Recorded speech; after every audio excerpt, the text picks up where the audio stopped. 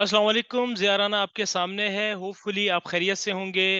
देखें जी, मैं आपको वेलकम करता हूँ इस वीडियो में। और आज की इस वीडियो में हम बात करेंगे अपना जो एसीसीए का टैक्सेशन पेपर है, इसके ज़रा कुछ बेसिक डिस्कशन करेंगे ताकि आपका माइंड क्लियर हो जाए कि जो भी स्टूडेंट जून 24, सितंबर 24, दिसंबर 24 या मार्च 25 में एसीसीए टैक्सेशन का पेपर दे रहे हैं, वो उनका पेपर किस तरीके से होगा। उनका पेपर बेसिकली होगा एक फाइनेंस एक्ट के मुताबिक। और ये finance act 2023 is relevant for the students who are going to take TX paper in any of the four exam sessions. तो ये बात आपने बहुत क्लियरली देखनी है, समझनी है कि टैक्स का पेपर चार एग्जाम सेशंस के लिए एक फाइनेंस एक्ट के मुताबिक होता है। जून 24 से लेकर मार्च 25 तक के इन चार एग्जाम सेशंस का जो टैक्स का पेपर होगा, वो फाइनेंस एक्ट 2023 के मुताबिक होगा। ये चीज इसलिए जरूरी है कि जब आप अपनी स्टडी टेक्स्ट यूज करें, जब आप अपना एग्जाम किट से प्रैक्टिस करें, तो आपने एक चीज मेक श्योर करनी कि उसके ऊपर एफ ए 2023 लिखा होना चाहिए, क्योंकि इसके जो टैक्स रेट्स एंड अलाउंसेस, इसके जो टैक्स लॉज रूल्स वगैरह होते हैं, वो हर चार एग्जाम सेशंस के बाद चेंज हो जाते हैं। तो हमारे लिए इन चार एग्जाम सेशन के स्टूडेंट्स के लिए जो फाइनेंस एक्ट 23 रेलिवेंट है, तो मेक श्योर कीजिएगा कि आप वही एग्जाम किट और वही स्टडी टेक्स्ट फॉलो कर रहे हो जिसके ऊपर एफए 2023 मेंशन्ड है। प्लस आप पूरा कोर्स पढ़ लेंगे अच्छे तरीके से, जब प्रिपेयर कर लेंगे, जब आप अपना एग्जाम बुक कर रहे होंगे, तब भी एक और चीज बहुत जरूरी है। वहां पे टैक्स का वेरिएंट आपके सामने होता है कि आप चाइनीज टैक्स का पेपर देना चाह रहे हैं, आप पाकिस्तानी टैक्स वेरिएंट देना चाह रहे हैं, आप एसीसीए यूके का इंडोनेशियन टैक्स देना चाह रहे हैं। Multiple variants are there. लेकिन हम यहाँ पे जो टैक्स पढ़ेंगे और जो हम एग्जाम देंगे, वो हमारे पास टैक्स का यूके वेरिएंट का पेपर आपने वहां पे सिलेक्ट करना है। तो जब आप पेपर बुक कर रहे होंगे, ये सेकंड इंपॉर्टेंट बात है। पहली बात थी फाइनेंस एक्ट 2023 की कि इन फोर एग्जाम सेशंस के लिए ये एफए 2023 रेलिवेंट है। प्लस जब आप अपना एग्जाम बुक कर रहे होंगे, तो please make sure this thing कि उस पे आप यूके वेरिएंट सेलेक्ट करेंगे। आपका टीएक्स जो वेरिएंट होगा, that would be UK taxation. तो हम जितनी भी यहाँ पे टैक्स की बात करेंगे, वो तमाम की तमाम चीजें टैक्स के हम यूके वेरिएंट के मुताबिक पढ़ेंगे, इसके मुताबिक प्रिपेयर करेंगे और इसी का हमने पेपर देना है। देखें, अब स्टूडेंट्स का मेनली कंसर्न ये होता है कि सर टैक्स का पेपर कैसे पढ़ना है, हम इसको कैसे लेकर चलें। तो इसकी सिंपल गाइडेंस ये है कि आपको जिस तरीके से क्लास में पढ़ाया जा रहा है, आपको जिस तरीके से लेक्चर्स दिए जा रहे हैं, जिस सीक्वेंस में लेक्चर्स दिए जा रहे हैं, उस सीक्वेंस के मुताबिक ही आप अपना पूरा कोर्स पढ़ते चले जाएंगे। One of the lengthiest paper in skills, अगर आप इसको कंपेयर कर लें पीएम से, एफआर से, और किसी भी और पेपर से जो एफएम तक आपके पेपर्स हैं, टीएक्स का सिलेबस इन सारे पेपर से लेंदी है। लेकिन एक और चीज याद रखिएगा, जो टीएक्स का पास रेट्स है, पास रेट्स इसके जो है वो तमाम दूसरे पेपर से कहीं ज्यादा है। जो स्किल्स में दूसरे पेपर्स हैं, उसके पास रेट्स टीएक्स से कम है, इसके पास रेट ज्यादा है। अब देखें, एक तरफ इतना लेंदी कोर्स और दूसरी तरफ उसके आपके हाई पास रेट्स। तो ये चीज एक हमें कंफर्म करती है, एक चीज हमें ये इंडिकेट करती है कि टीएक्स पढ़ने और तैयारी करने और देने और पास करने के लिए बिल्कुल भी मुश्किल नहीं है। इसमें छोटी छोटी सी बहुत सारी चीजें होंगी, आपने वो बहुत सारी चीजों को जबानी याद नहीं करना। हम इसकी इतनी प्रैक्टिस करेंगे, इतना इसको हैंड्स ऑन प्रैक्टिस करेंगे कि ये तमाम चीजें ऑटोमेटिकली हमें मेमोराइज होती चली जाएंगी। और भी इस तरह की बहुत सारी गाइडेंस है, बहुत सारे क्वेश्चंस आपके माइंड में होते हैं। तो आपने सिंपल एक काम ये करना है कि भाई खास तौर पे टेक्स्ट के पेपर में आपने जो ट्यूटर गाइडेंस है उसको अच्छी तरीके से फॉलो करना है। जिस सीक्वेंस में वो पढ़ा रहे हैं, उसी सीक्वेंस से आपने भी प्रैक्टिस करनी है, आपने भी उसी सीक्वेंस को फॉलो करते हुए चलना है। अगर हम यहाँ पे टीएक्स के फॉर्मेट की बात करें कि एग्जाम में इसका पेपर हमारे पास किस तरह सामने आएगा, तो इसके बेसिकली हमारे पास तीन सेक्शंस होंगे, ए, बी और सी। इन तीन सेक्शंस में जो सेक्शन ए के क्वेश्चंस हैं वो ऑब्जेक्टिव टेस्ट क्वेश्चंस हैं।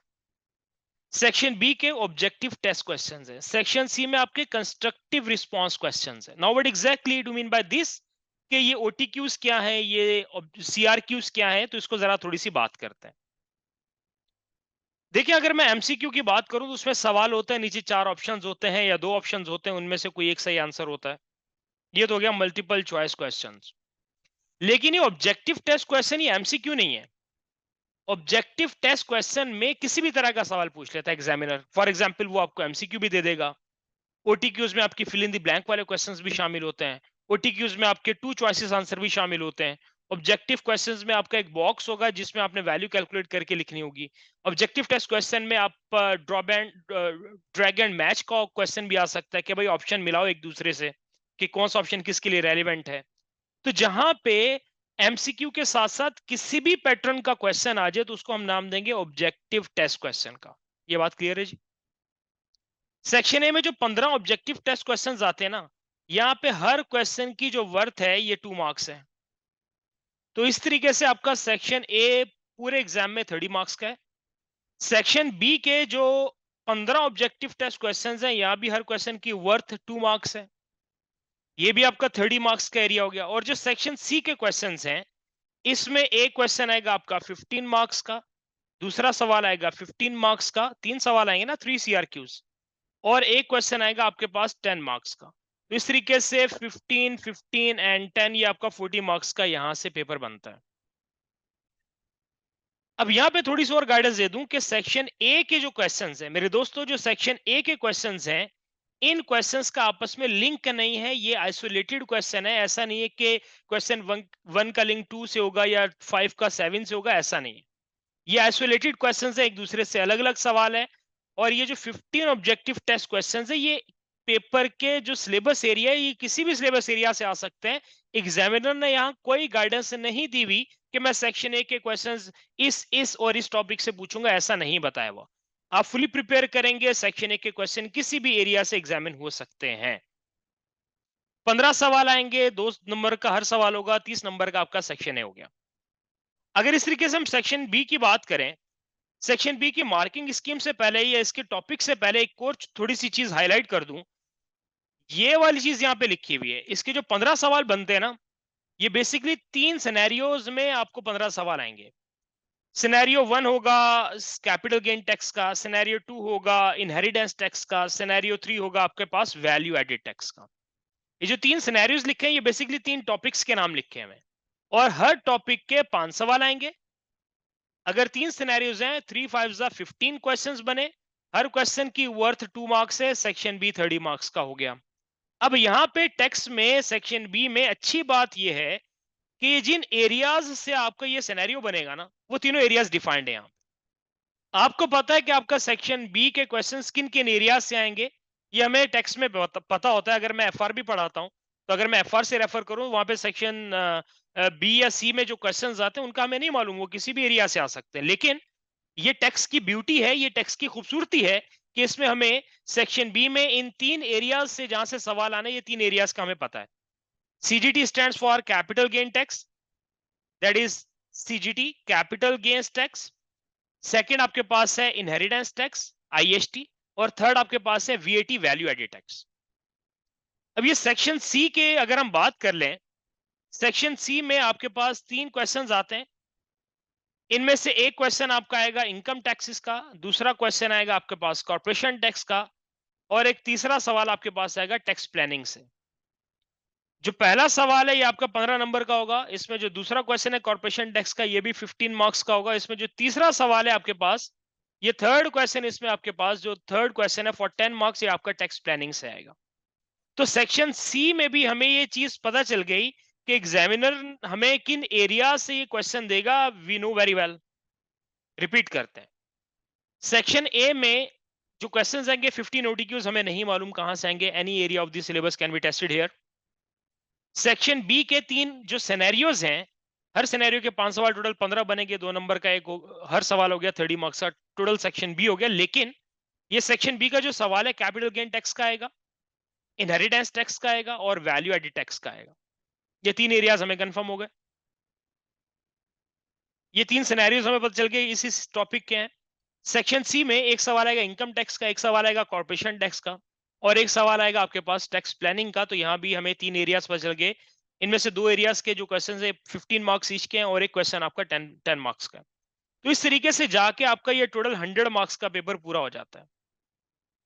30 for section A, 30 for section B, 60 हो गए, plus 40 for section C, 100 marks का पेपर हो गया।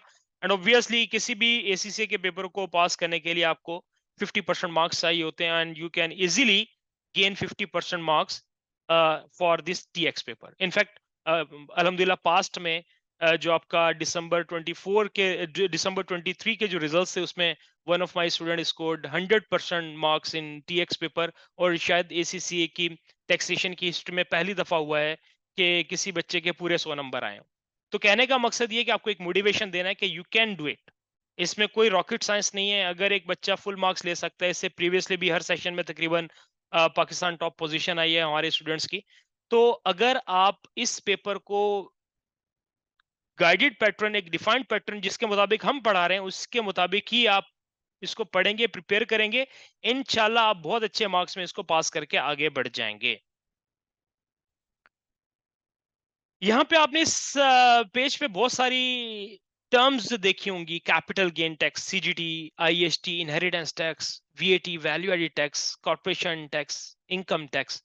आप इन सब से अवेयर नहीं है और ये फर्स्ट वीडियो है, फर्स्ट लेक्चर है। इसमें आपको इन सब के साथ अवेयर होने की बस थोड़ी हद तक ना हो, हम सीखेंगे।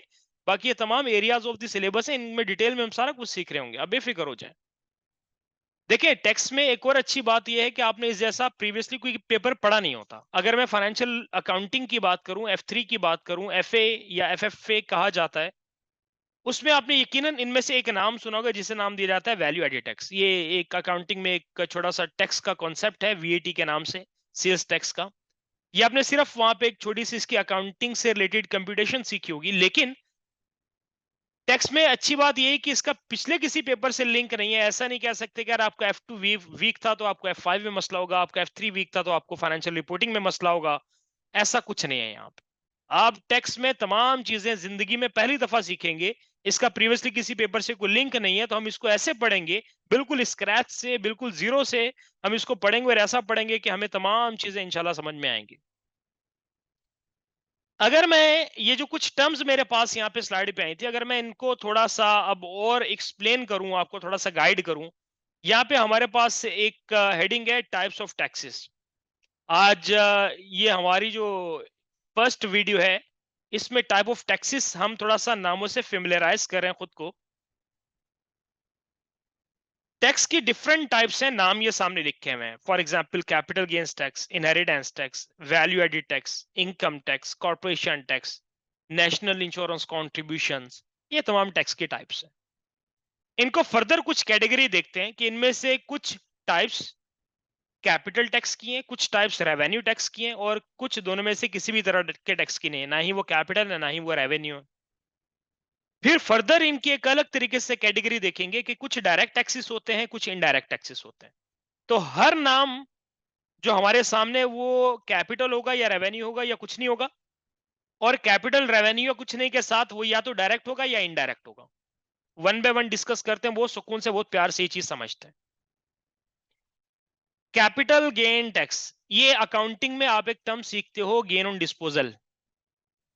जब भी एक बिजनेस, एक एंटिटी, कोई पर्सन अपना कोई नॉन करंट एसेट बेचता है, तो उस नॉन करंट एसेट के डिस्पोजल के वक्त आप हमेशा डिस्पोजल प्रोसीड को कंपेयर करते हो नेट बुक वैल्यू से और गेन या लॉस निकालते हो। तो उसी गेन ऑन डिस्पोजल को बेसिकली टैक्स में कहा जाता है कैपिटल गेन। आई रिपीट, किसी भी नॉन करंट एसेट के बेचने को अकाउंटिंग में गेन ऑन डिस्पोजल कहा जाता है। आपने कोई एसेट बेचा, अकाउंटिंग में उस एसेट के बेचने पे गेन हुआ, आप उसको नाम दोगे गेन ऑन डिस्पोजल का। लेकिन टैक्स में उसको नाम दिया जाता है कैपिटल गेन्स का। कैपिटल का मतलब एसेट इन्वॉल्व है उस। देखो, आपको एक और थोड़ा सा लिंक करके बताता हूं। अकाउंटिंग में आप दो तरह के एक्सपेंसेस पढ़ते हो, एक कैपिटल एक्सपेंस, एक रेवेन्यू एक्सपेंस। कैपिटल एक्सपेंस वो एक्सपेंस होता है जिसमें आपने कोई नॉन करंट एसेट खरीदा हो।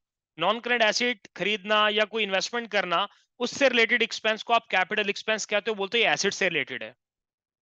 यहाँ पे जो वर्ड कैपिटल है ना, ये भी हमें यही इंडिकेट कर रहा है। Capital gains tax, capital gain acid, non current acid के बिकने पे टैक्स। तो कैपिटल गेन टैक्स आपका कैपिटल टैक्स हो गया, क्योंकि इसमें आपका नॉन करंट एसिड इन्वॉल्व है, इसलिए इसको कैपिटल की टाइप में डाला, रेवेन्यू में नहीं डाला इसको। कैपिटल का लिंक होता है एसिड से। कैपिटल टैक्स का मतलब ऐसा टैक्स जो किसी एसिड की वजह से अराइज हो रहा हो।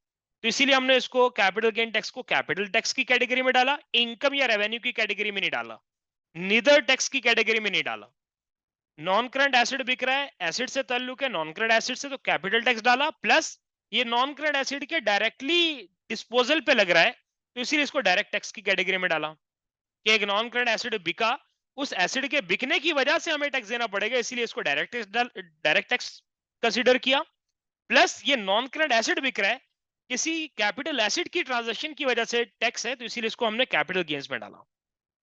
कोई बात नहीं, शुरू शुरू की बात है, ये चीजें आपको बिल्कुल मजीद क्लियर हो जाएंगी। अगर आप अभी भी अनक्लियर हैं तो गम नहीं है, आगे पूरे पूरे टॉपिक्स हैं, वहां जाके हम बहुत डिटेल से with example, with practice questions, with all लवाजमात हम इसको जाके सीखेंगे, डोंट वरी।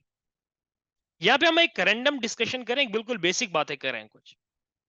सेकंड हमारे पास है इनहेरिटेंस टैक्स। इनहेरिटेंस टैक्स एक पर्सन की डेथ के वक्त जब उसके स्टेट, जब उसके एसेट्स ट्रांसफर हो जाते हैं, बढ़ जाते हैं दूसरे लोगों में उसकी वसीयत विल के मुताबिक, तो उस वक्त भी मरने वाले के ऊपर एक टैक्स लगता है जिसको यूके में नाम दिया जाता है इनहेरिटेंस टैक्स का। ऑल्दो ये पाकिस्तान में इस तरह का कोई टैक्स नहीं इनहेरिटेंस के वक्त, लेकिन यूके में एक पर्सन की डेथ के वक्त जब उस पर टैक्स लगता है, that is termed as inheritance tax.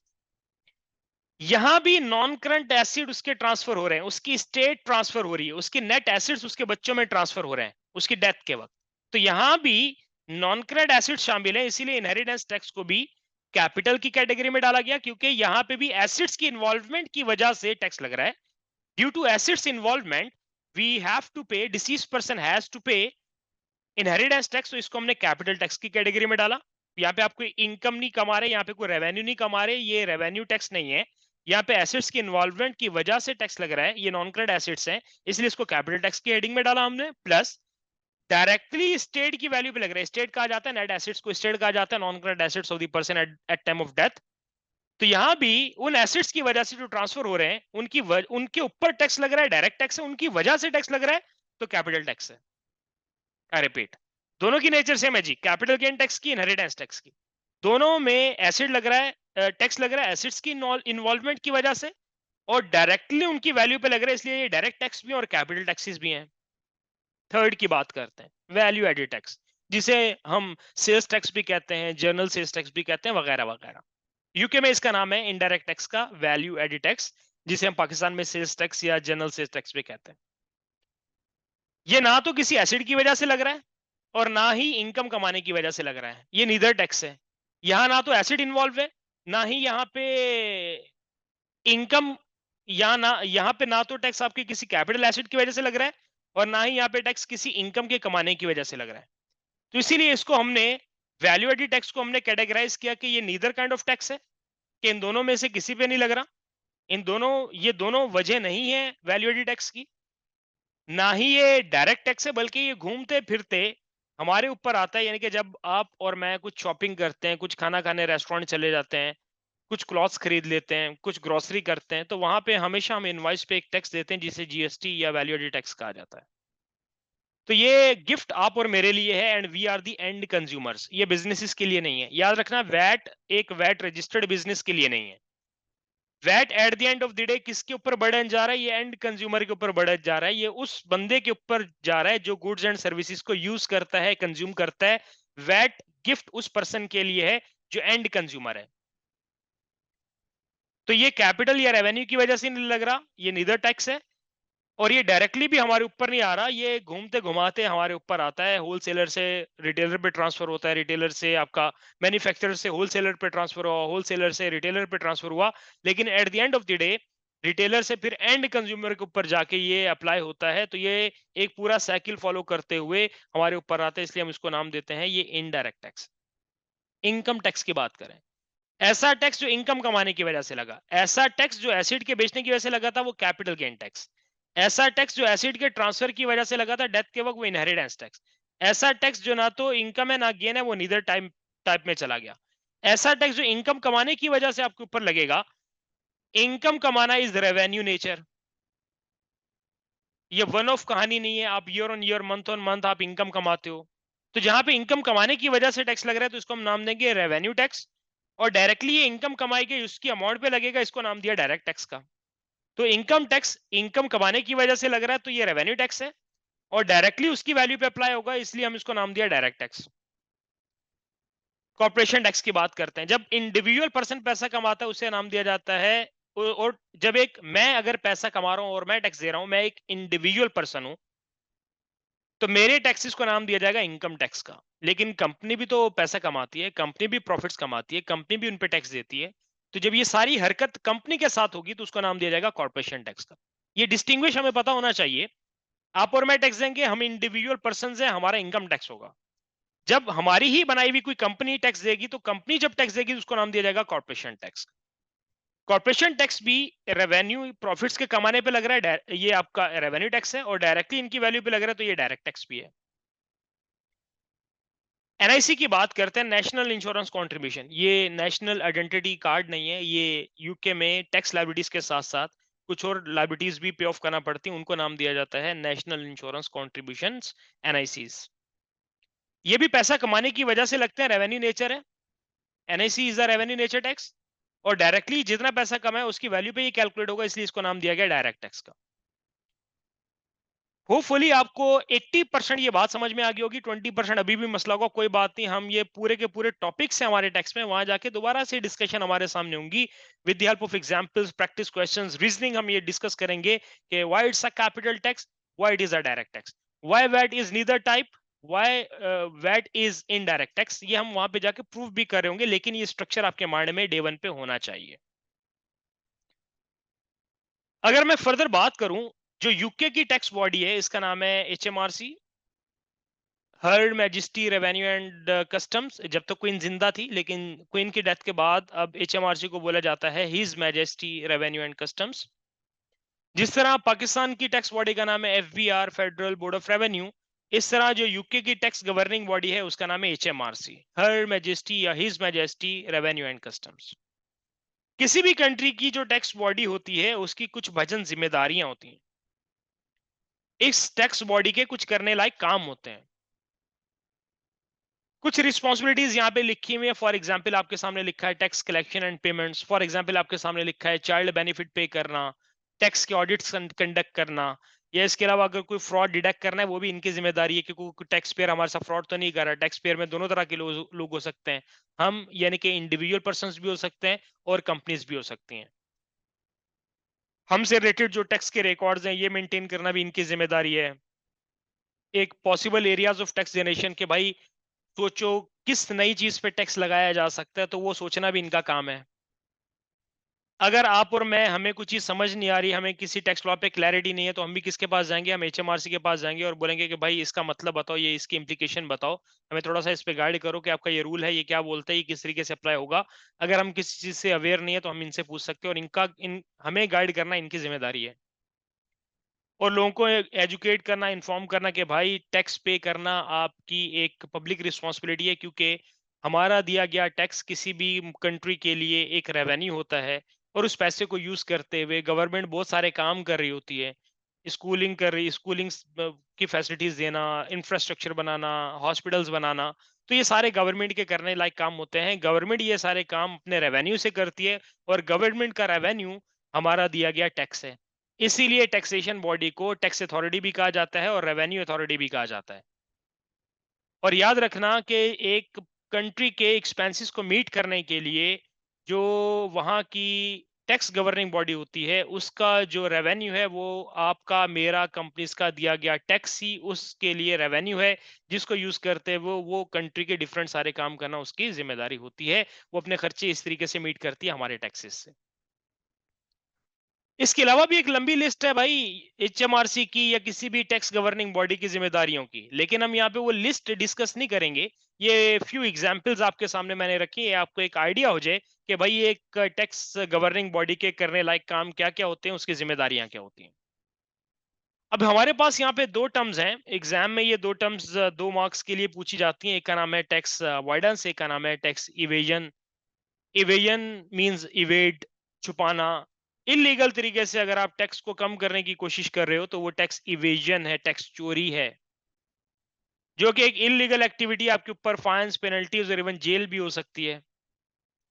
देखो दोनों में एंड रिजल्ट एक ही होगा, टैक्स अवॉइड करोगे तब भी टैक्स कम बनेगा, टैक्स इवेड करोगे तब भी टैक्स कम बनेगा। लेकिन टैक्स इवेजन और अवॉइडेंस का जो एंड रिजल्ट है वो सेम है, कि मिनिमाइजिंग द टैक्स लायबिलिटी। जहां पे आप और मैं अपना टैक्स कम करने की कोशिश करेंगे तो हम वो टैक्स अवॉइडेंस भी हो सकते हैं, वो टैक्स इवेजन भी हो सकता है। लेकिन अगर इवेजन करेंगे, tax evasion is an illegal activity, ये टैक्स में अलाउड नहीं है। अगर आप टैक्स लॉस में रहते हुए काम नहीं करे, टैक्स आप अपना चोरी छुपे अपनी इनकम शो नहीं कर रहे, अपना इनकम नहीं शो कर रहे, उसकी वजह से आपके ऊपर टैक्स कम लग रहा है, तो ये टैक्स इवेजन है, that's an illegal activity. On the other hand अगर मैं टैक्स अवॉइडेंस की बात करूं, यहां भी आप अपनी टैक्स लायबिलिटी को कम करने की कोशिश कर रहे होते हो, अपने लिए कुछ फेवरेबल ऑप्शंस को सिलेक्ट करते हो, लेकिन वो फेवरेबल ऑप्शंस जो दिए गए ना, वो एचएमआरसी ने खुद दिए हैं आपको कि भाई ऑप्शन 1 2 3 ये 3 ऑप्शंस हैं टैक्स लायबिलिटी कैलकुलेट करने के लिए, आपकी मर्जी, आप कोई भी यूज कर लो। फॉर एग्जाम्पल मेरे लिए उन तीनों में से ऑप्शन थर्ड बेहतर है, थर्ड ऑप्शन में रहते हुए मेरी लायबिलिटी कम बन रही है, मैं तीसरा सेलेक्ट कर सकता हूं, मुझे मना नहीं है, because these three option are given by HMRC, उसमें से तीसरा मेरी फेवर में है, उसको यूज करते हुए मेरी टैक्स लायबिलिटी कम बन रही है, तो मैं उसको यूज कर सकता हूं, मुझे मना नहीं है।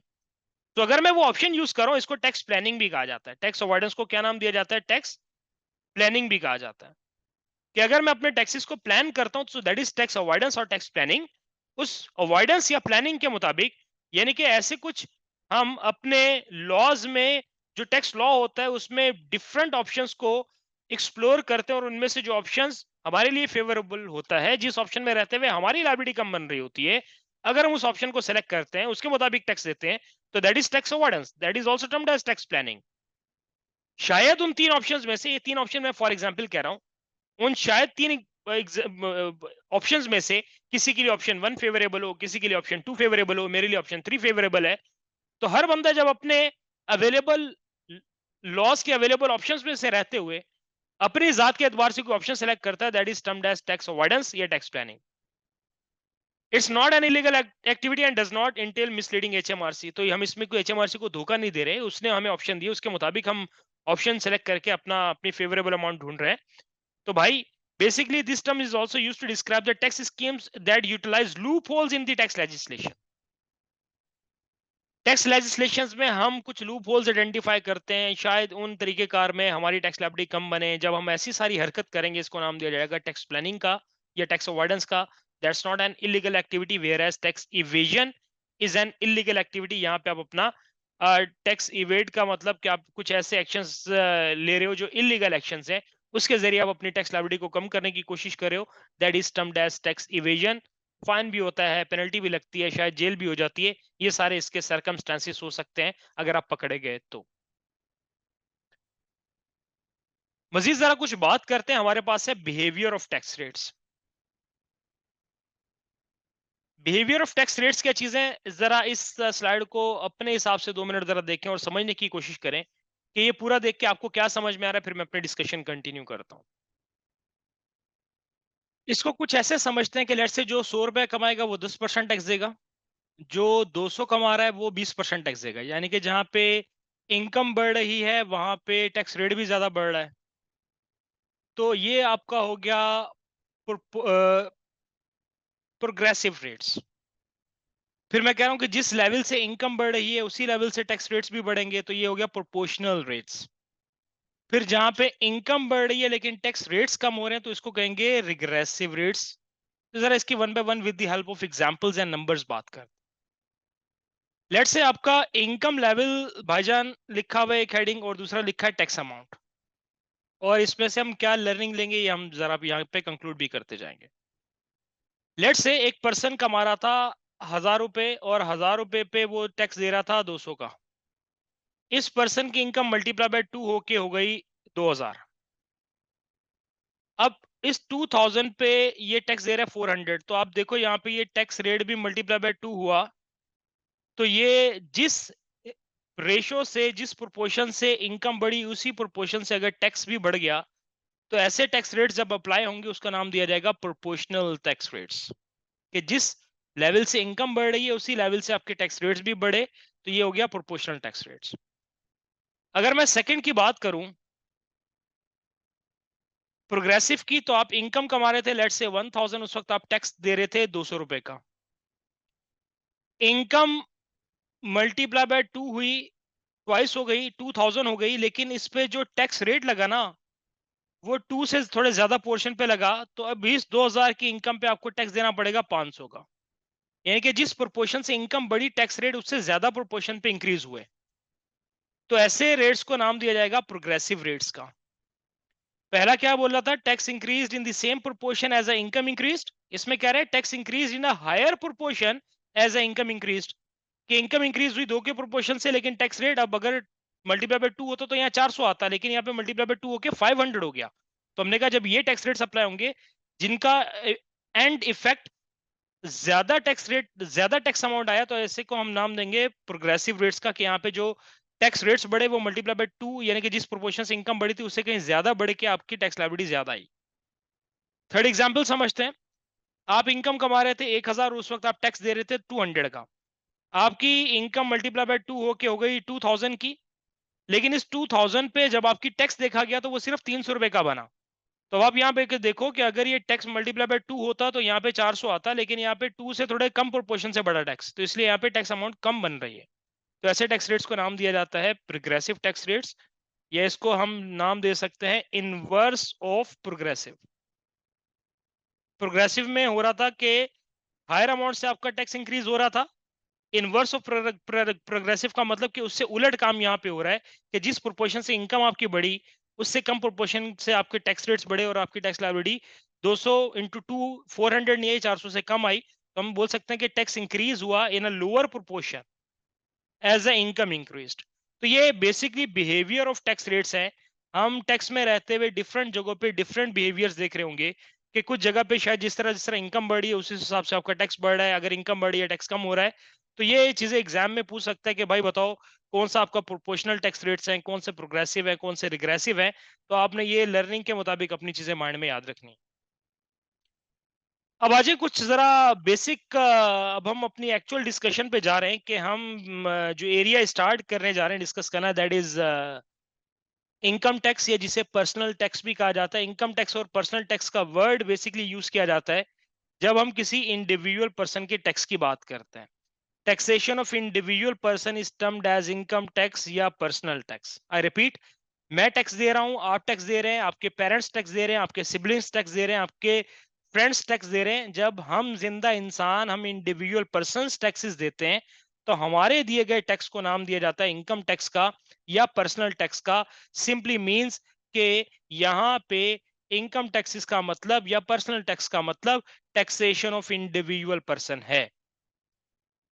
यूके टैक्स में जो इनकम टैक्स है ये एक फिस्कल ईयर पे बेस करता है या टैक्स ईयर पे बेस करता है। और जो हमारे 4 एग्जाम सेशंस जून 24, सितंबर 24 और दिसंबर 24 और मार्च 25, इन 4 एग्जाम सेशन में जो भी बच्चे इनकम टैक्स की कंपटीशन करेंगे उनके लिए फिस्कल ईयर 2023-24 अप्लाई होगा। फाइनेंस एक्ट 2023 अपनी जगह है। ये फाइनेंस एक्ट का मतलब लेजिस्लेशन तो 2023 का है, लेकिन इसमें जब इंडिविजुअल पर्सन के टैक्स की बात होगी तो इंडिविजुअल पर्सन का टैक्स एक फिस्कल ईयर की बेस पे कैलकुलेट होगा। और हमारे लिए फिस्कल ईयर 23-24 रेलिवेंट है, और ये उन तमाम स्टूडेंट्स के लिए रेलिवेंट है जो जून 24 से मार्च 25 तक में टीएक्स का पेपर देंगे। अगर हम इस फिस्कल ईयर की बात कर लें तो यहाँ पे इस फिस्कल ईयर की कुछ स्पेसिफाइड डेट्स हैं। ये डेट्स आपने अपने दिलो दिमाग में बिठानी है। ये डेट्स आपके लिए बहुत जरूरी हैं।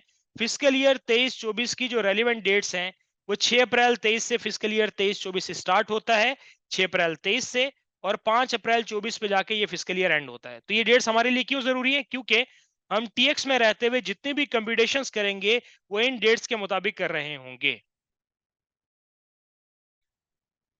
तो जल्दी से रिकॉल करते हैं। इनकम टैक्स या पर्सनल टैक्स का मतलब है टैक्सेशन ऑफ इंडिविजुअल पर्सन। किसी भी इंडिविजुअल पर्सन की taxation is based on a fiscal year, and our examinable fiscal year is 23-24 which starts from 6 April 23 and ends on 5 April 24। जितने भी हम सवालात करेंगे वो फिस्कल ईयर 23-24 के होंगे, और वो इन डेट्स के मुताबिक हर सवाल में कैलकुलेशंस परफॉर्म की जाएंगी। ये बात आप अपने दिमाग में अच्छे तरीके से बिठा लें, ये डेट बार बार हमारे सामने हर सवाल में आएगी। अगर मैं आगे बात करूं कि भाई किसी भी इंडिविजुअल पर्सन का टैक्स कैलकुलेट कैसे होता है, इनकम टैक्स या पर्सनल टैक्स में आप टैक्स की कंप्यूटेशंस कैसे करते हो, टैक्स लायबिलिटी कैसे फाइंड करते हो।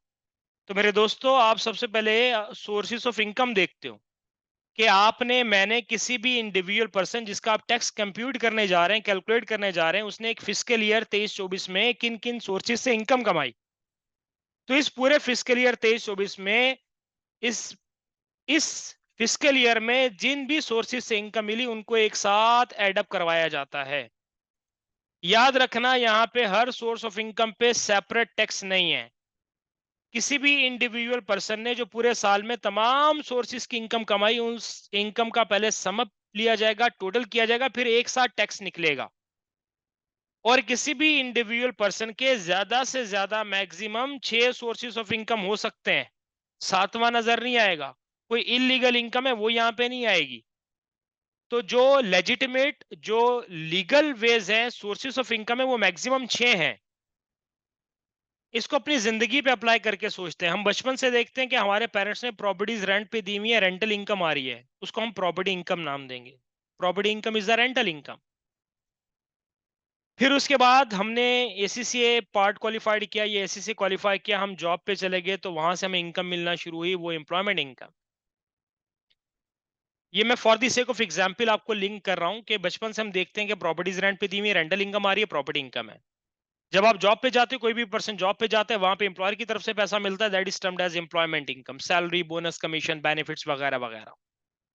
फिर कोई काम कारोबार अगर करें, हम इंडिविजुअल पर्सन के काम कारोबार की बात करें, हम सोल ट्रेडर की बात करें, हम पार्टनरशिप की बात करें, हम अनइनकॉर्पोरेटेड बिजनेस की बात करें।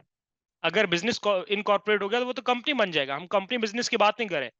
अगर हम कोई शॉप खोल लें, अगर हम कोई भी छोटा मोटा बिजनेस कर लें, या कोई भी एक अनकॉर्पोरेटेड बिजनेस रन करें, तो उससे मिलने वाले इनकम को हम नाम देंगे बिजनेस इनकम का या ट्रेडिंग इनकम का। That is the third source of income.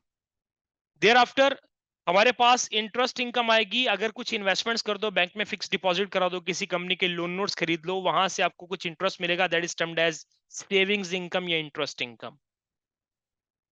किसी कंपनी के शेयर्स खरीद लिए, शेयर्स में इन्वेस्टमेंट की, शेयर्स पे आप एक कंपनी ने आपको डिविडेंड दिया, that is termed as dividend income. जब ओल्ड एज हो जाते हो तो कुछ पैसे स्टिल आपको मिल रहे होते हैं, that is considered age pension income. तो किसी भी एक इंडिविजुअल पर्सन के मैक्सिमम 6 तरह के सोर्सेज ऑफ इनकम हो सकते हैं: property, employment, trading, interest, dividend और पेंशन। तो ये 6 तरह के सोर्सेज हो सकते हैं। हम इनकम टैक्स की कंप्यूटेशन के लिए या पर्सनल टैक्सेस की कंप्यूटेशन के लिए इन तमाम तरह के सोर्सेज से मिलने वाली इनकम को एडअप करते हैं, और एडअप करके हम इसको नाम दे देते हैं टोटल इनकम का।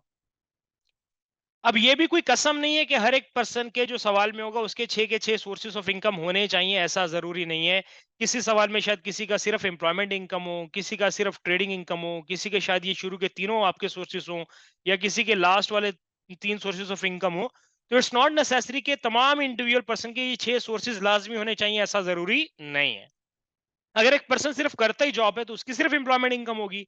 अगर उसने जॉब के साथ साथ कुछ इन्वेस्टमेंट्स की हुई है, तो वो साथ में investment could be in in in shares, could be in banks, तो वहां पे उसको इंटरेस्ट इनकम या डिविडेंड इनकम मिले शायद। तो हम बात करें कि तमाम तरह के सोर्सेस ऑफ इनकम जो एक फिस्कल ईयर में मिले, इनको एडअप करके आप जाओगे टोटल इनकम तक। अब टोटल इनकम में से आप डिडक्ट करवा दोगे पर्सनल अलाउंस, जिसे फ्रॉम नाउ ऑनवर्ड्स हम शॉर्ट फॉर्म में लिख रहे होंगे PA. Personal allowance is basically the tax free income. जो यूके टैक्स बॉडी है, नाम शायद भूल गए हो आप, रिकॉल कर देता हूं, एचएमआरसी, हर मैजेस्टी या his majesty Revenue and customs. उसने हमें अलाउ किया कि भाई एक पर्सन ने पूरे साल में जितनी भी टोटल इनकम कमाई, सब पे टैक्स नहीं है, उसमें से इतनी अमाउंट हम छोड़ देते हैं, ये टैक्स फ्री इनकम है। इस टैक्स फ्री इनकम को हम नाम देंगे पर्सनल अलाउंस का। तो हम टोटल इनकम में से पर्सनल अलाउंस या टैक्स फ्री इनकम माइनस करते हैं, और ये पर्सनल अलाउंस की अमाउंट फिक्स है फॉर द फिस्कल ईयर। इस फिस्कल ईयर के लिए आपने ये भी याद रखना है, फिस्कल ईयर 23-24 के लिए हमारे लिए जो यहाँ पे पर्सनल अलाउंस की अमाउंट है, दैट इज 12570 पाउंड। ये हमें एचएमआरसी ने बताई है, ये फिक्स अमाउंट है। ये आपके एग्जाम में टैक्स रेट्स एंड अलाउंसेस में एक पूरी फाइल होती है, उसमें भी अमाउंट दी गई होती है। भूल भी जाएंगे तो आप एग्जाम में बैठ के वहां से देख सकते हैं। बहरहाल फिस्कल ईयर 23-24 का जो पर्सनल अलाउंस हमारे पास आ गया, दैट इज 12570। टोटल अमाउंट से पर्सनल अलाउंस माइनस हुआ, टोटल अमाउंट से पर्सनल अलाउंस माइनस हुआ, तो फाइनली हमारे पास वो अमाउंट आ गई जिस अमाउंट पे टैक्स लगना है। और जिस अमाउंट पे टैक्स लगना है उसको नाम दिया जाता है टैक्सेबल इनकम का। तो टैक्सेबल इनकम तक कैसे जाया जाता है? टोटल से पर्सनल अलाउंस माइनस करो, टैक्सेबल इनकम आ जाएगी। अब हम अगली स्लाइड पे जाके सीखेंगे कि इस टैक्सेबल इनकम पे फिर टैक्स रेट कैसे अप्लाई करने और इनकम टैक्स लायबिलिटी कैसे निकालनी है। इनकम टैक्सेस में रहते हुए हम इंडिविजुअल पर्सन की टैक्सेशन फाइंड करते हैं। हम इंडिविजुअल पर्सन की कंप्यूटेशन में इनकम टैक्स लायबिलिटी फाइंड कर रहे होते हैं। इनकम टैक्स लायबिलिटी तक जाने के लिए तमाम सोर्सेज को एडअप करवाया, टोटल पे आए, टोटल से फिर आपने पर्सनल अलाउंस माइनस किया, टैक्सेबल पे गए। अब ये पूरा साइकिल हर एक पर्सन के लिए फॉलो करना है। और इनकम टैक्सेस में इंडिविजुअल पर्सन की टैक्स लायबिलिटी के लिए सॉरी, किसी भी इंडिविजुअल पर्सन की टैक्स लायबिलिटी के लिए आप पूरा ये प्रोसीजर फॉलो करोगे। टैक्सेबल इनकम पे जाके टैक्स रेट्स अप्लाई करके आईटीएल फाइंड करोगे।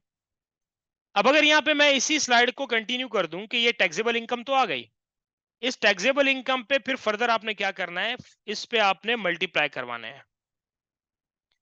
क्या चीज मल्टीप्लाई करवानी है? This taxable income is subject to the income tax rates. आप टैक्सेबल इनकम पे इनकम टैक्स रेट अप्लाई करेंगे तो finally you will get the income tax liability of the individual person. I repeat, मेरे दोस्तों, taxable income पे आप apply करोगे, multiply करोगे इनकम टैक्स रेट्स, तो फाइनली आपके पास इनकम टैक्स लायबिलिटी आएगी। अभी जो टैक्स रेट्स है ये कुछ लिमिट्स, कुछ बैंड्स की फॉर्म में अप्लाई किए जाते हैं। एक इनमें रेट है बेसिक रेट, एक है हाई, और थर्ड है हमारे पास एडिशनल रेट। किसी भी इंडिविजुअल पर्सन की टैक्स लायबिलिटी के लिए तीन तरह के रेट्स हैं, एक बेसिक रेट है, एक हाई रेट है और एक एडिशनल रेट है। अब डिपेंड करता है कि 20% लगना है, बेसिक रेट लगना है, हाई रेट 40% लगना है, या एडिशनल रेट 45% लगना है। That dependent upon your taxable income. इस टैक्सेबल इनकम में से अगर इनकम 1 पॉइंट से लेकर 37,700 पॉइंट्स तक है तो ऐसी सिचुएशन में इतनी अमाउंट तक पर्सन के ऊपर टैक्स रेट लगेगा, 37,700 की अमाउंट तक 20%। अगर टैक्सेबल इनकम इससे एक्सीड हो जाती है और 37,701 से 125,140 के इन बिटवीन फॉल करती है तो ऐसी सिचुएशन में जो टैक्स रेट लगेगा दैट वुड बी 40%। ये कुछ स्लैब्स हैं, ये जिसे बैंड्स का नाम दिया जाता है, ये टैक्स बैंड्स हैं। बेसिकली बैंड का मतलब वो लिमिट्स जिसके मुताबिक आपके टैक्स रेट्स अप्लाई होने हैं। फिर थर्ड बैंड लिमिट है 125,141 से ज्यादा जितनी भी टैक्सेबल इनकम होगी, फिर कोई फर्दर लिमिट नहीं है। 125,141 से जितनी भी ज्यादा इनकम होगी उस पे आप टैक्सेबल इनकम होगी उस पे आपका टैक्स रेट होगा 45%। रिकॉल करते हैं हमने क्या सीखा इस स्लाइड पे। हमने सीखा कि भाई जब इस टैक्सेबल इनकम पे आप टैक्स रेट्स अप्लाई करोगे, टैक्स रेट मल्टीप्लाई करोगे तो आपके पास इनकम टैक्स लायबिलिटी आएगी। और ये टैक्स रेट्स आपके बैंड्स की फॉर्म में अप्लाई होते हैं। तीन तरह के रेट्स हैं, बेसिक, हाई और एडिशनल। बेसिक का बैंड लिमिट है 1 से लेकर 37,700 points. Second band limit start होती है 37,701 से 125,140 तक। और थर्ड बैंड लिमिट है 125,141 से लेकर ऑनवर्ड जितनी भी इनकम है उस पे आपका 45% टैक्स लगेगा। देखो, जबानी बातें याद नहीं होंगी, ये होगा कैसे, कुछ प्रैक्टिकल एग्जांपल्स हम इसकी सॉल्व करते हैं तो हमें बहुत अच्छे से आइडिया हो जाएगा कि how to calculate income tax liability. ये कुछ हमारे पास कुछ 8 एग्जांपल्स हम अटेम्प्ट करने जा रहे हैं, इसमें हम वन बाय वन यही चीज सीखेंगे। अगर आप देखो आपके पास क्वेश्चन नंबर 1 की रिक्वायरमेंट है। एग्जाम्पल 1 में आपको बोल रहा है कि टैक्सेबल इनकम फाइंड करो। टैक्सेबल तक कैसे जाया जाता है? टोटल से पर्सनल अलाउंस माइनस करो, टैक्सेबल आएगी। तो हमने कहा टोटल इनकम इज 30,000, इसमें से लेस किया personal allowance, tax free income. Personal allowance for the fiscal year 23-24 is 12,570। तो फाइनली हमारे लिए टैक्सेबल इनकम कैलकुलेट हो जाएगी। और जरा डिफरेंस लेते हैं। अगर 30,000 आपकी टोटल इनकम है, उसमें से अब अगर आप माइनस कर दो 12570, तो 17430 इज योर टैक्सेबल इनकम। अब देखो, पहली एग्जांपल थी, इसमें टैक्स लायबिलिटी तक नहीं जाना, जो पूछा है वही कैलकुलेट करो। एग्जाम्पल 2 में आपको बोला टोटल इनकम है 10,000 की, रिक्वायर्ड टैक्सेबल इनकम यहां पे आपने दोबारा लिखा टोटल इनकम इज 10,000। यहां भी पर्सनल अलाउंस माइनस करेंगे तो आप टैक्सेबल इनकम तक जाओगे। अब यहाँ पे पर्सनल अलाउंस अगर मैं 12570 माइनस कर दूं तो यहाँ पे -2570 आ जाएगा, जो कि पॉसिबल नहीं है। नेगेटिव टैक्सेबल इनकम का मतलब अब हमने एचएमआरसी को टैक्स देना नहीं है, बल्कि एचएमआरसी हमें टैक्स दे, ऐसा पॉसिबल नहीं है भाई। हम कौन होते हैं टैक्स लेने वाले? तो ऐसी सिचुएशन जहां पे आपकी टोटल इनकम ही कम हो तो वहां पे आप चीजें किस तरीके से लेकर चलोगे, जरा सीखते हैं। अगर टोटल इनकम 10,000 है तो अब आप पर्सनल अलाउंस 12570 का नहीं क्लेम करोगे, आप बोलोगे पर्सनल अलाउंस भी हम 10,000 ही लेंगे ताकि टैक्सेबल इनकम नील हो जाए, नेगेटिव ना हो। यहां पे जहां पे पर्सनल अलाउंस कम करके यूज करोगे तो आप इसके साथ लिखोगे रिस्ट्रिक्टेड पर्सनल अलाउंस। रिस्ट्रिक्ट का मतलब होता है कम करके यूज करना। तो जहां पे आप पूरा पर्सनल अलाउंस यूज नहीं कर पा रहे, इनकम कम है, पर्सनल अलाउंस ज्यादा है, तो ऐसी सिचुएशन में आप पर्सनल अलाउंस को रिस्ट्रिक्ट करके यूज करोगे। टैक्सेबल इनकम नील तो हो सकती है, नेगेटिव नहीं हो सकती। तो ये पॉइंट लिख देते हैं यहाँ पे कहीं अपनी याददाश्त के लिए कि taxable income can be nil but can not be negative.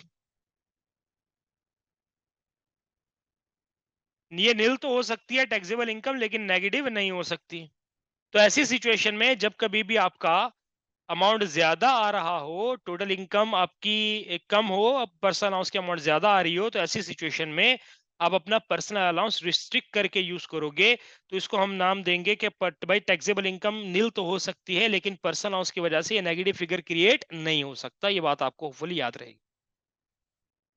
इसके बाद एग्जाम्पल 3 और एग्जाम्पल 4 आपके सामने। जरा लो, एक 2 मिनट का टाइम खुद को दो और ये दो एग्जाम्पल्स सॉल्व करने की कोशिश करो। ये इनकम टैक्स लायबिलिटी की एग्जाम्पल्स हैं। यहाँ तो हमने सिर्फ टैक्सेबल इनकम कैलकुलेट की थी, यहाँ भी, लेकिन यहाँ पे इनकम टैक्स लायबिलिटी तक जाना है। आप इस स्लाइड के बेस पे कि जो बैंड रेट्स थे इसके मुताबिक ये आप देखो अपने पास 1 से 37,700, 37,701 से 125,140, 125,141 से लेकर ऑनवर्ड्स 20, 40, 45% के रेट्स हैं। इस चीज को मायने में रखते हुए जरा इन क्वेश्चंस के लिए टैक्स लायबिलिटी तो कैलकुलेट करो जल्दी से जरा।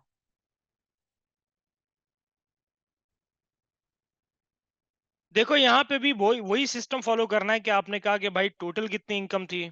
इस सवाल में टोटल दी हुई है 35,000। इसमें से सबसे पहले पर्सनल अलाउंस माइनस कर लो 12570 का, तो आपके पास टैक्सेबल इनकम आ गई। अब अगर मैं 35,000 से 12570 माइनस करूं तो ये अमाउंट आ रही है मेरे पास 22430। अब लाजमी नहीं है कि हर सवाल में तीनों बैंड्स यूज हों। Let me right the first band limit. First band limit हमें मालूम है कि 1 से लेकर 37,700 पाउंड तक है। हमारी टैक्सेबल इनकम इसी बैंड रेट में फॉल कर रही है। 22430 इज लेस देन 33,000 एंड 37,700। इस बैंड लिमिट से कम है हमारी टैक्सेबल इनकम, यानी कि हमने कहा ये वाली अमाउंट पूरी यहीं पे इसी के अंदर ही फॉल कर रही है। तो ऐसी सिचुएशन में 20% का टैक्स लगेगा, लेकिन कैसे? हम कहेंगे कि भाई ये इसके अंदर ही फॉल कर रही है 22430, तो इस पे सिर्फ एक ही टैक्स रेट लगेगा जो कि 20% होगा। 22430 इंटू 0.2 अगर कर दें तो 4486 तो ये आपके पास basically income tax liability calculate हो गई। इसी तरीके से हम नेक्स्ट एग्जांपल की बात करते हैं।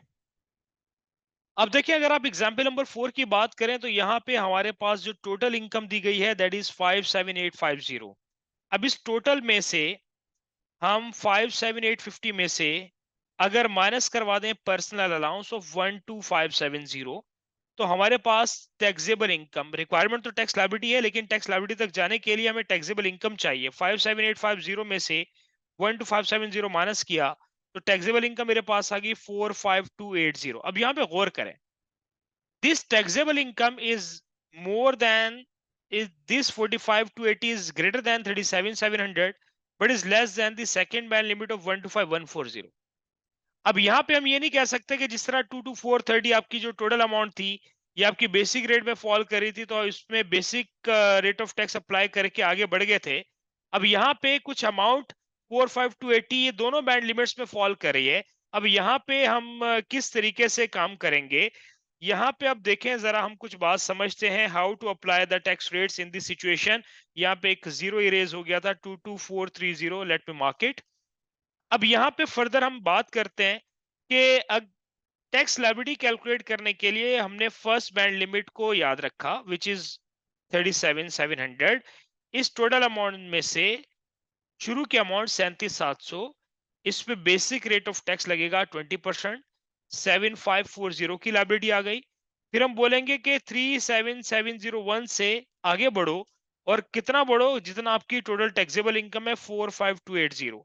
अब यहाँ पे हमारे पास 45 280 माइनस 37,700, तो एक डिफरेंशियल आ गया मेरे पास 7580 का। इस 7580 पे अब टैक्स रेट हो जाएगा 40%। 40% का रेट मल्टीप्लाई किया 3032, और यहाँ पे टोटल इनकम टैक्स लायबिलिटी इन दोनों का सम आ जाएगा। टोटल टैक्स लायबिलिटी आ गई मेरे पास 10,572, और अगर इन दोनों का सम भी उसी के बराबर होना चाहिए 7580 प्लस 37,700, तो हम बोलेंगे कि इस सवाल में जहां पे total taxable income basic rate band limit से ज्यादा थी, 45,280 टैक्सेबल इनकम थी, इस टैक्सेबल इनकम पे दो तरह के रेट्स मल्टीप्लाई हुए और आपकी टोटल टैक्स लायबिलिटी कैलकुलेट होगी 10572। इस तरह के आगे बहुत सारे एग्जांपल्स हैं, आप परेशान नहीं हो, हम ये डिफरेंट एग्जांपल्स में रहते हुए सीखेंगे कि how to apply, when to apply the basic rate, when to apply the basic and high rate. आगे बात करते हैं, हमारे पास और भी बहुत सारे एग्जांपल्स हैं। एग्जांपल नंबर 5 में कह रहा है कि अब देखो टैक्सेबल इनकम सवाल में दी गई है। ये बड़ी इंपॉर्टेंट पॉइंट है, इंपॉर्टेंट चीज है गौर करने के लिए कि देखो यहाँ पे अगर टैक्सेबल डायरेक्ट दे दी गई है ना, तो इसका मतलब कि जो भी टोटल थी उस टोटल में से पर्सनल अलाउंस 12570 ऑलरेडी माइनस हो चुका है। अब डायरेक्टली अगर आपको टैक्सेबल दे दी गई है तो प्लीज दोबारा से पर्सनल अलाउंस माइनस नहीं कर देना, ये गलती नहीं कर देना। Taxable income is directly given in question. अब पहला बैंड होता है 1 से लेकर 37,700 तक। हमने कहा ये जो भी अमाउंट है इसमें से फर्स्ट बैंड लिमिट तक जो अमाउंट पड़ रही है उस पे लगेगा रेट 20% का। 37,700 इंटू 0.2, 7540 की लायबिलिटी आ गई। अब यहाँ पे टैक्सेबल इनकम मैं यहां से शो करता हूं, कुछ यहां पे फॉल कर रही है, कुछ यहां पे फॉल कर रही है सेकंड बैंड लिमिट में। तो जितनी अमाउंट 37,700 तक गई उस पे तो 20% टैक्स लगा। अब बाकी अमाउंट का क्या करना है, तो हमने कहा सेकंड बैंड लिमिट होती है 37,701 से लेकर 125,140 तक। ये सेकंड बैंड की लिमिट है जो मैंने पिछली स्लाइड से आपको शो की कि भाई सेकंड बैंड लिमिट 37,701 से स्टार्ट होती है 125,140। यहाँ पे टोटल टैक्सेबल इनकम हमारी इसके अंदर ही थी, 125,140 से इस अमाउंट से कम थी 1,12,000। तो हमने कहा यहाँ पे हमारी इनकम बची कितनी जो इस बैंड में फॉल कर रही है। तो अगर 112,000 में से 1,12,000 में से 37,700 में माइनस कर दूं तो हम बोलेंगे कि 74,300 की इनकम इस बैंड रेट में फॉल कर रही है, और इस पे टैक्स रेट लगेगा 40% का। 74,300 into 0.4 is giving you the total of 29,720। अगर आप टोटल लायबिलिटी को सम अप कर दो 7540 प्लस दिस अमाउंट, तो 37,260 की आपकी इनकम टैक्स लायबिलिटी बनी। और अगर इन दोनों अमाउंट का सम अप कर लो 37,700 plus 74,300, you and up with the total taxable income of 1,12,000। अगर आपको ये बात समझ में आ गई होगी तो आप इजीली नेक्स्ट एग्जाम्पल भी अटेम्प्ट कर सकते हो। जरा लो एक 2 मिनट का टाइम खुद को दो और जरा ये एग्जाम्पल नंबर 6 ट्राई करो, देखो कितना समझ में आया कितना नहीं।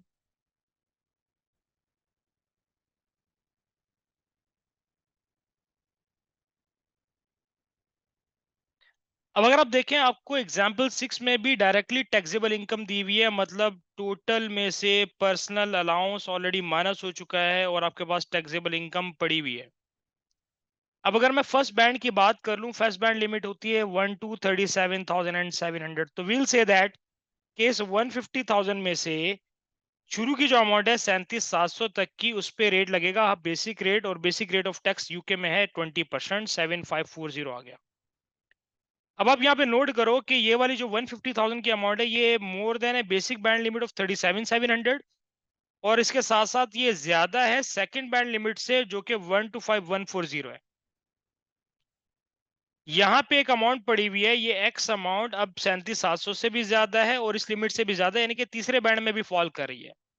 अब इसको कैसे डील करेंगे, हम यहाँ पे बोलेंगे सेकंड बैंड लिमिट में फिर कितनी अमाउंट आएगी, वो अमाउंट आएगी जो 37,701 से लेकर 125,140 तक है। फिर हम बोलेंगे 125,141 से लेकर टोटल टैक्सेबल इनकम थी 150,000 पाउंड तक की, इसके इन बिटवीन कितनी अमाउंट आ रही है। तो बेसिकली ये स्लैब्स हैं, ये आपके कुछ बैंड लिमिट्स हैं जिनको आप फॉलो करोगे। तो 37,701 से लेकर,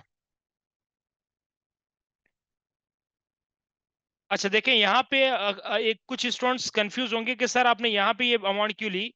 तो आप इसको ऐसे लिख सकते हो कि 37,700 से लेकर 1,12,000 तक कितनी अमाउंट थी। क्योंकि यहाँ पे ये वाली जो इनकम थी ना, टैक्सेबल इनकम, ये मोर देन 37,700 थी, ग्रेटर देन का साइन है, बट लेस देन 125,140। तो हम यहाँ पे जो डिफरेंस लिया ना, बेसिकली वो 74,300 का लिया। लेकिन अब देखो, इस सवाल में जो मैं अमाउंट ले रहा हूँ वो डायरेक्टली अमाउंट ले रहा हूँ, सेकंड बैंड लिमिट पूरी लिख रहा हूँ, क्योंकि 150,000 पहले बैंड लिमिट से भी ज्यादा है और सेकंड बैंड लिमिट से भी ज्यादा है। अगर यहाँ पे आप कैलकुलेट करो कि 125,140 माइनस 37,700, तो ये अमाउंट आ रही है मेरे पास 87440। इतनी अमाउंट तक टैक्स रेट होना चाहिए 40%, मल्टीप्लाई बाय 0.4 किया अगर, तो 34976 की अमाउंट आ गई। फिर हमने फर्दर बात की कि 1.5 लाख में से अगर 125,140 अमाउंट टैक्स हो चुकी, तो डिफरेंस जो आ रहा है यहाँ पे 24860, इतनी अमाउंट तक आपका टैक्स रेट लगना चाहिए 45%। तो 24860 इंटू 0.45, तो 11187 यहाँ पे टैक्स लाइबिलिटी आ गई। मैं दो चीजें कंफर्म करवाता हूँ, 1 मिनट रुकिएगा प्लीज। 11187 प्लस 34976 प्लस 7540, तो टोटल टैक्स लायबिलिटी होगी 53,703 की, इन तीनों का सम। अगर आपने चेक करना हो कि यार जो अमाउंट टैक्स हुई है, अगर इनका सम 150,000 के इक्वल आ गया, मतलब आपने सही काम किया। 1 2 3 इन तीनों अमाउंट्स का एडअप करते हैं, 37,700 प्लस 87,440 प्लस 24,860, तो ये अमाउंट आ रही है 150,000। यानी कि उस 150,000 की टैक्सेबल इनकम को हमने तीन हिस्सों में ब्रेक किया। पहला हिस्सा 37,700 तक जो अमाउंट थी, दूसरा हिस्सा जो अमाउंट 37,701 से इन बिटवीन थी 125,140 के, और वो टैक्सेबल इनकम जो 125,141 से 150,000 के इन बिटवीन थी। तो इन तीनों का sum should be equal to 150,000। अगर ये तीनों का आपके पास सम इस तरीके से टोटल टैक्सेबल इनकम के बराबर आए, तो आप समझे आपने सही काम किया है। तो हमने ये 6 एग्जाम्पल्स तो कर लिए। अब जरा एग्जाम्पल 7 और 8 आप खुद से एक दफा फिर ट्राई करें। जो यहाँ पे आपने दो बैंड्स लिमिट्स या 3 बैंड लिमिट जहां पे यूज की थी, इसके बेस पे अब आप अगला क्वेश्चन, अगले दोनों एग्जांपल जरा ट्राई करें अपने उन पे, फिर मैं इसको डिस्कस करता हूं।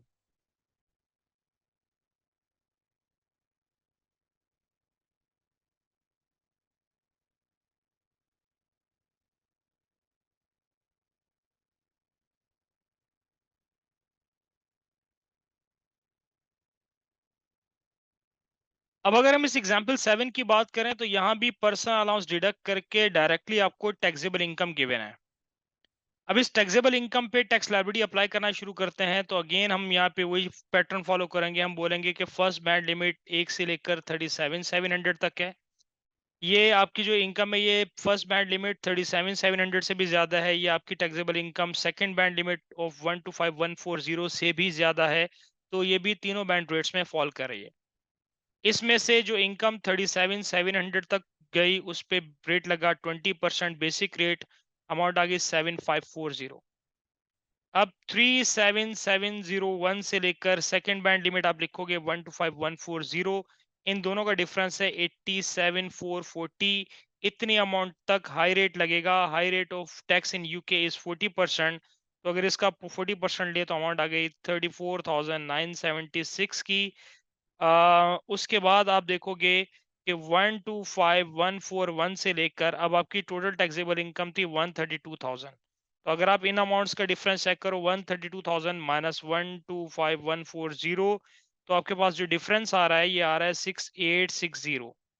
इतनी अमाउंट तक रेट ऑफ टैक्स लगेगा। 45% एडिशनल रेट टैक्स कहा जाता है। तो इसको अगर 0.45 से मल्टीप्लाई करवा दें, तो टैक्स लायबिलिटी आ गई 3087। Total income tax liability person की आएगी 3087 प्लस 34,976 प्लस 7540। तो ये टोटल टैक्स लायबिलिटी इस एग्जांपल में आ गई 45,603 पाउंड्स। और मैंने आपको कंफर्मेशन के लिए बताया था कि the sum of these three amount should be equal to your total taxable income. तो 37,700 प्लस 8,740 प्लस 6,860। तो अगर आप देखो, तो इन सब का सम आपके पास बन रहा है 132,000 equal to your total taxable income. Hopefully आपने भी ये बिल्कुल सही अटेम्प्ट किया होगा, जिस तरह हमने सीखा आपने बिल्कुल वैसे ही इसको अटेम्प्ट किया होगा और आपका आंसर सही होगा। अगर मैं नेक्स्ट एग्जांपल की बात करूं, देन अगेन यहाँ पे टोटल में से पर्सनल अलाउंस माइनस करने के बाद टैक्सेबल इनकम आपको डायरेक्टली गिवन है। इस टैक्सेबल इनकम पे भी हम टैक्स रेट्स अप्लाई करना शुरू करते हैं। तीनों बैंड्स लगेंगे यहाँ पे, 1 से लेकर 37,700 की अमाउंट तक। इसमें से इतने अमाउंट तक टैक्स रेट बेसिक रेट लगेगा 20% 7540। फिर 37,701 से ये अमाउंट ज्यादा है फर्स्ट बैंड लिमिट से। ये amount is also greater than 125,140, second band limit से भी ज्यादा है, तो डिफरेंस यहाँ पे 125,140 का लेना है। डिफरेंस आ गया मेरे पास 87,440। ऊपर से देख रहा हूँ यहाँ से, ये डिफरेंस यहाँ पे आ गया, 40% का टैक्स लगा, टैक्स लायबिलिटी भी सेम रहेगी 34976। लेकिन नेक्स्ट स्टेप में चेंज आ जाएगा। आप बोलोगे कि 125,141 से लेकर अब आपकी इनकम टोटल टैक्सेबल है 141,250 तक। 141,250 तक इनकम है, इसमें से 125,140 माइनस किया तो डिफरेंस आ रहा है मेरे पास 16,110। Let me check again. 141,250 is your total taxable income. इस टोटल टैक्सेबल इनकम में से 125,140 तक की टैक्सेशन हो चुकी है, 16,110 का डिफरेंस है। इस पे टैक्स रेट लगेगा 45% का एडिशनल रेट, 0.45 से मल्टीप्लाई किया तो we are getting an amount of 7249। Sum up कर देते हैं, 7249 प्लस 34976, 34976 प्लस 7540, तो total tax liability, income tax liability आ गई यहाँ पे 49,765 की। और इनकम का सम अप करते हैं, टोटल टैक्सेबल इनकम का 16,110 प्लस 87,440 प्लस 37,700, तो दैट्स इक्वल टू 141,250। ये आपके बराबर आ गया इस टोटल टैक्सेबल इनकम के। तो देखो दोस्तों, इस तरीके से आप एक इंडिविजुअल पर्सन की इनकम टैक्स लायबिलिटी कैलकुलेट करते हो। इंडिविजुअल पर्सन की इनकम टैक्स लायबिलिटी का पूरा चक्कर जो आप कैलकुलेट कर रहे होते हो, ये आप इनकम टैक्सेस में रहते हुए कर रहे होते हो। तो हमने अपनी जो बेसिक डिस्कशन स्टार्ट की थी, वो इनकम टैक्स या पर्सनल टैक्स से स्टार्ट की थी। किसी भी पर्सन की इनकम टैक्सेशन के लिए उसके सोर्सेस ऑफ इनकम का पता होना जरूरी है। 6 तरह के सोर्सेस होते हैं, सबको एडअप किया जाता है, टोटल तक जाया जाता है। टोटल में से पर्सनल अलाउंस माइनस करके टैक्स रेट मल्टीप्लाई करके इनकम टैक्स लायबिलिटी कैलकुलेट होती है। सो ये एक बेसिक हमने डिस्कशन की। इस वीडियो में हमने जो सीखा कि भाई हमारे लिए जो एग्जामिनेबल फाइनेंस एक्ट है वो 2023 का है। 4 एग्जाम सेशंस पे अप्लाई होगा, जून 24, सितंबर 24, दिसंबर 24, मार्च 25। हम जो टैक्स पढ़ रहे हैं ये यूके टैक्सेशन है।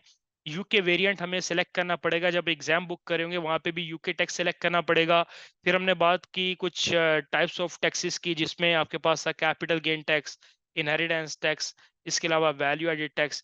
फिर हमने बात की थी इनकम टैक्स, कॉर्पोरेशन टैक्स और नेशनल इंश्योरेंस कॉन्ट्रीब्यूशंस की। फिर इसमें हमने देखा कि कुछ डायरेक्ट टैक्सेस हैं, कुछ इनडायरेक्ट टैक्सेस हैं, कुछ कैपिटल टैक्सेस हैं, कुछ रेवेन्यू टैक्सेस हैं, और एक ही टैक्स था जो नीदर काइंड था, वो वैल्यू एडेड टैक्स था।